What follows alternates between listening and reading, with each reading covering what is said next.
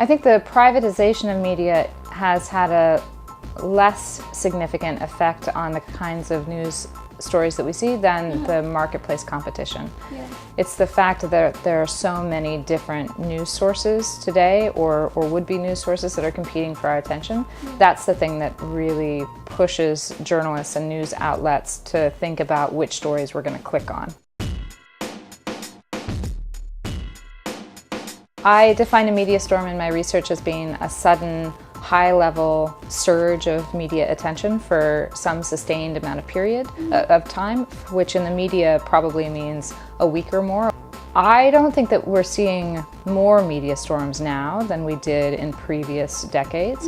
It's just that the media storms surrounding this presidency have been of a different variety because of his use of social media, where we see that sudden surge of attention combined with a new way of talking about the issue, that we tend to see the strongest impact on both the way the public is thinking about the issue, but also on the degree to which policymakers respond.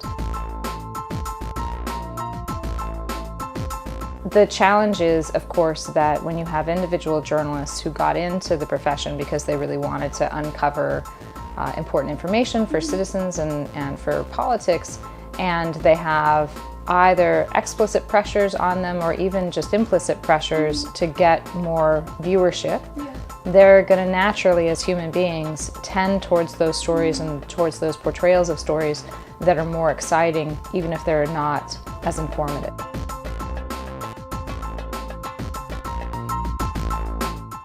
It's important to note that that number didn't just tank at one point in time, that trust in the media across all different demographic groups has been declining pretty steadily over time.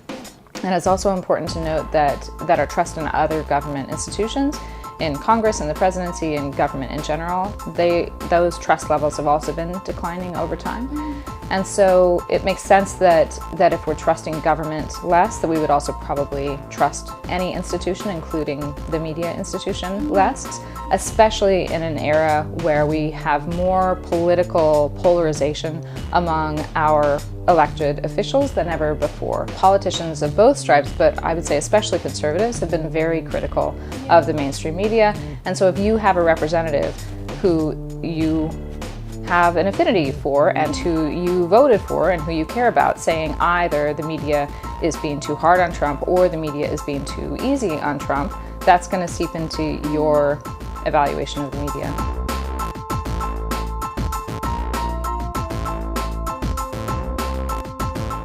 People who are watching these shows, they're getting their information, right? They're getting some information about the real world, but they're getting it with a liberal slant.